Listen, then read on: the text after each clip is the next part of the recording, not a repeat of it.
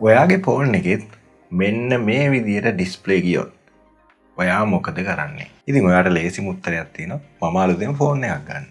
නමුත් ඔයාගේ මෙන්න මේ ෆෝන් එකේ තියෙන පුද්ගලික තොරතුරු එහෙම නැත්නම් අපි කියනවා මේ පර්සනල් ඩේටා ටිකට මොකද වෙන්නේ? ඔයාට ෆෝන් එකද වැදගත් එහෙම නැත්නම් මේකේ තියෙන තොරතුරුද? අනිවාර්යෙන්ම ඔයාගේ උත්තරේ වෙන්නේ ෆෝන් එකට වඩා මට වැදගත් වෙන්නේ මගේ මෙන්න මේ කන්ටෙක්ස්ට් ටික, ෆොටෝස් ටික, වීඩියෝස් ටික නැත්නම් ඔයාගේ ඩොකියුමන්ට්ස් ටික මෙන්න මේ දේවල්. ඇයි ඒකට හේතුව? මොකද අපි මේ වගේ ඩේ ටු ඩේ යූස් කරන මොබයිල් ෆෝන් එකක අපි ස්ටෝර් කරලා තියෙන ඩේටා වල තමයි වැඩිම වැලියු එක තියෙන්නේ.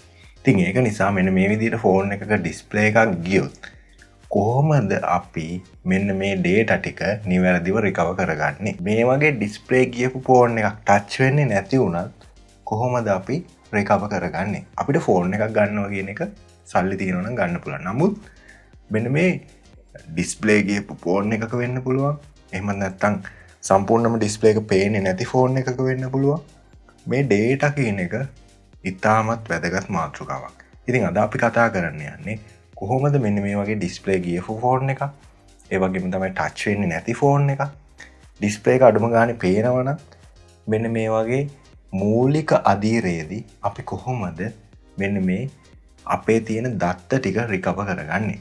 මේ සම්බන්ධව තමයි අද ඔයත් එක්ක කතා කරන්න යන්නේ. ඉතින් ගොඩක් අයට වැදගත් වෙන මාතෘකාව. මොකද මේ විදිහට ඩිවයිසස් කැඩෙනවා කියන එක සාමාන්‍යයෙන් ඕනම කෙනෙක්ට වෙන්න පුළුවන් සඩන්ලි සිද්ධියක්. නමුත් මේකෙන් අපි කොහොමද නිවැරදිව අපේ ඩේටා ටික රිකවර් කරගන්නේ? මෙන්න මේ සම්බන්ධව තමයි අද අපි කතා කරන්න යන්නේ. ඉතින් වීඩියෝ එකට ගිහලා බලමු මොනවද අපි මේකට අනුගමනය කරන ක්‍රියාමාර්ග, ඒ වගේම තමයි කොහොමද මේ විදිහට ඩේටා ගන්නෙ. මෙන්න මේ හැම දෙයක්ම වීඩියෝ එකේදී බලමු.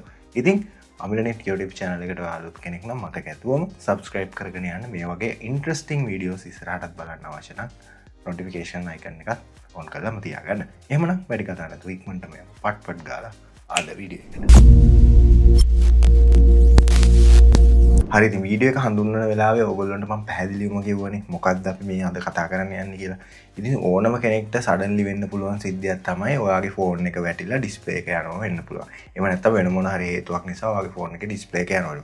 නමුත් මේ වෙද්දිත් ඔයාගේ ෆෝන් එක ඔන් එකේ තියෙනවා නම් මේකෙදි අපිට පුළුවන් මූලික පියවරක් අරගෙන මෙන්න මේ ඩේටා ටික අපිට රිකවර් කරගන්න. එහෙම නැත්නම් බෑකප් කරගන්න පුළුවන් අපිට. රිකවර් කරගන්නවටත් වඩා මේක නිවැරදිම වචනේ තමයි බෑකප් කරගන්නවා කියන එක.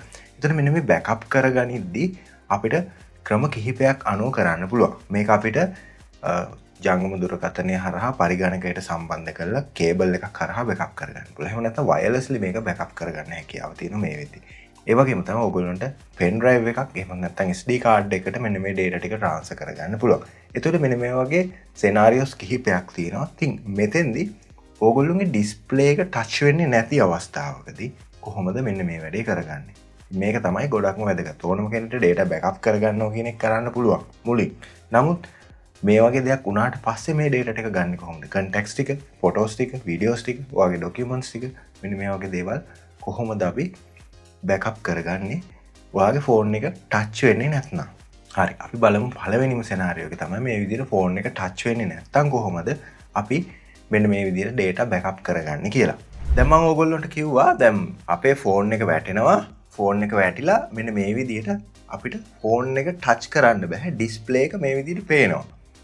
මේ වගේ අවස්ථාවකදී දැන් අපිට ඩිස්ප්ලේ එක පේනවා, ටච් කරන්න බෑ. එතකොට දැන් අපි මේකේ තියෙන ඩේටා කොපි කරන්න ගියාට පස්සේ මේකට කේබල් එකක් කනෙක්ට් කරොත් PC එකකට හරි ඊට පස්සේ මේකට පාස්වර්ඩ් එක ඉල්ලනවා.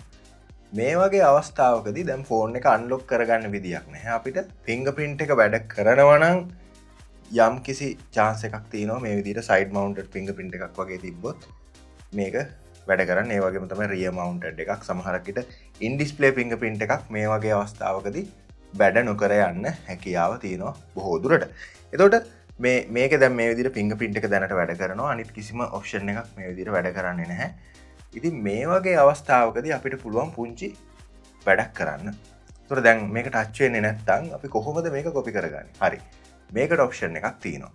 මේකට තියෙනවා ඔයගොල්ලන්ට බලා ගන්න පුළුවන්. ඔයගොල්ලන්ට මාකට් එකේ මිලදී ගන්න පුළුවන් මෙන්න මේ වගේ පොඩි OTG එකක්. එහෙම නැත්නම් අපි කියනවා USB එකට මෙන්න මේ විදිහට අපිට mouse එකක් එහෙම නැත්නම් pen drive එකක් මෙන්න මේ වගේ ඕනම USB එකක් කනෙක්ට් කරන්න පුළුවන් විදිහට Type C වෙන්න පුළුවන්, micro USB වෙන්න පුළුවන්, Lightning වෙන්න පුළුවන්. ඕගොල්ලොන්ගේ මේ අදාළ දුරකථනයේ port එකට compatible device මේ විදිහට ඕගොල්ලන්ට පොඩි මෙන්න මේ gadget එකක් ගන්න පුළුවන්. මේක ඕගොල්ලන්ට plug කරන්න පුළුවන් ඕගොල්ලොන්ගේ mobile phone එකට මෙන්න මේ විදිහට. හරි දැන් මේක plug කරාම මොකද්ද තියෙන chance එක? දැන් මේ ෆෝන් එකේ ටච් එක වැඩ කරන්නේ නැහැ. නමුත් ඩිස්ප්ලේ එක පේනවා. එතකොට මොකද්ද තියෙන chance එක?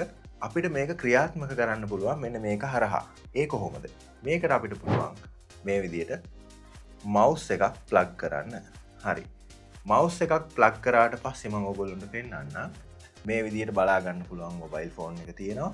මේ විදිහට mouse එක හරහා මෙන්න මේ විදිහට phone එකේ ඕනම දෙයක් අපිට පාලනය කරන්න හැකියාව තියෙනවා. මෙන්න මේ chance එක අපිට අරගන්න පුළුවන් අපේ ෆෝන් එක දැන් මේ වගේ ඩිස්ප්ලේ එක වැඩ කරන්නේ නැති අවස්ථාවකදී බෑකප් කරන්න.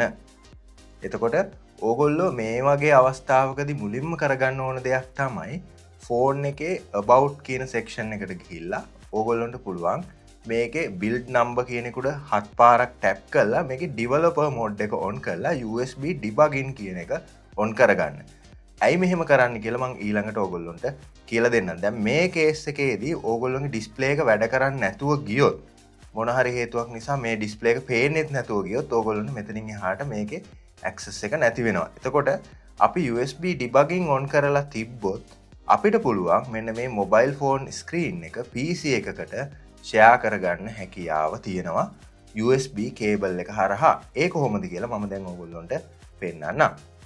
හරි දැන් ඕගොල්ලොන්ගේ මම අර කලින් කිව්ව විදිහට මොබයිල් ෆෝන් එක මේ වගේ වුණාට පස්සේ මුලින්ම මේ විදිහට mouse එකක් කනෙක්ට් කරලා ඕගොල්ලොන්ට පුළුවන් USB debugging කියන එක එහෙම නැත්නම් developer mode එක on කරලා USB debugging on කරගන්න. USB debugging on කරගත්තට පස්සේ හරි මුලින්ම අපි මේ විදිහට Wiser කියලා search කරගන්නවා. Wiser කියලා search කරගත්තට පස්සේ ඕගොල්ලොන්ට බලා ගන්න පුළුවන් මේ search result එක එනවා. මේ Wiser කියන එකට ගිහිල්ලා ඊට පස්සේ ඕගොල්ලොන්ගේ Windows එහෙම නැත්නම් Apple මෙන්න මේ විදිහට අදාළව ඕගොල්ලොන්ට Android මෙන්න මේ වගේ වලට මේක ඩවුන්ලෝඩ් කරගන්න හැකියාව තියෙනවා. ඉතින් මම Windows මගේ පරිගණකයට මම මේක ඩවුන්ලෝඩ් කරගන්නවා.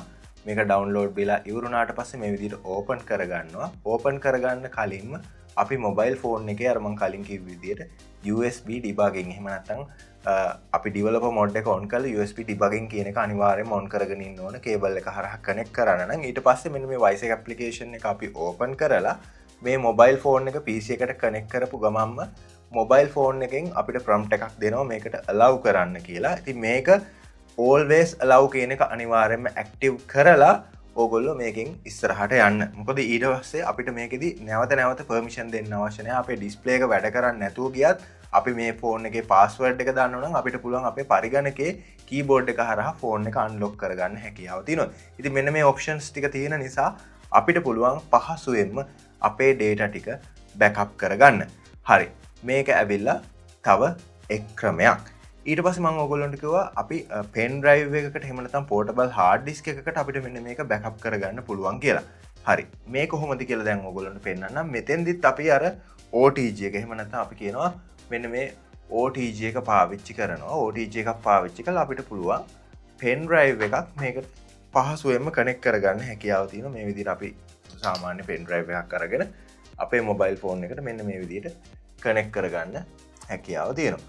එතකොට මේ pen drive එක අපිට access වෙනවා. ඊට පස්සේ ෆෝන් එකේ දැන් මෙතෙන්දී අපිට mouse එකක් භාවිතා කරන්න අවශ්‍ය වෙන වෙලාවල් තියෙනවා. ඒ වෙලාවට ඔයගොල්ලන්ට කරන්න තියෙන USB hub එකක් මෙතෙන්ට කනෙක්ට් කරගන්න. ඒ කියන්නේ USB දෙකක් තුනක් අපිට පාවිච්චි කරන්න පුළුවන් hub එකක් මේකට කනෙක්ට් කරගත්තම අපිට pen drive එකයි mouse එකයි දෙකම එකපාර මේකෙදි පාවිච්චි කරන්න හැකියාව තියෙනවා.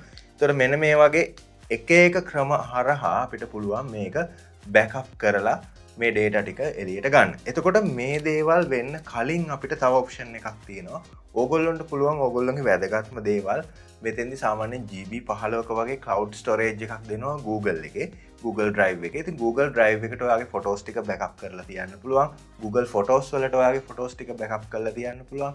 contacts ටික Google එකත් එක්ක sync වෙන්න දාන්න පුළුවන්. එහෙම නැත්නම් Huawei accounts තියෙනවා, Samsung account තියෙනවා.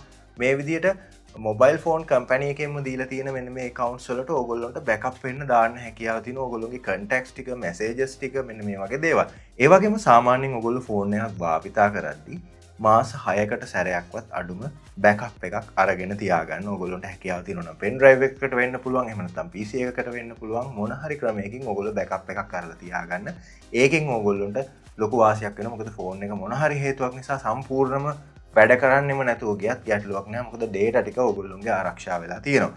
ඒ වගේම තමයි WhatsApp එක ගොඩක් වැදගත්. ගොඩක් අයගේ WhatsApp message restore කරගන්න බැරි වෙනවා.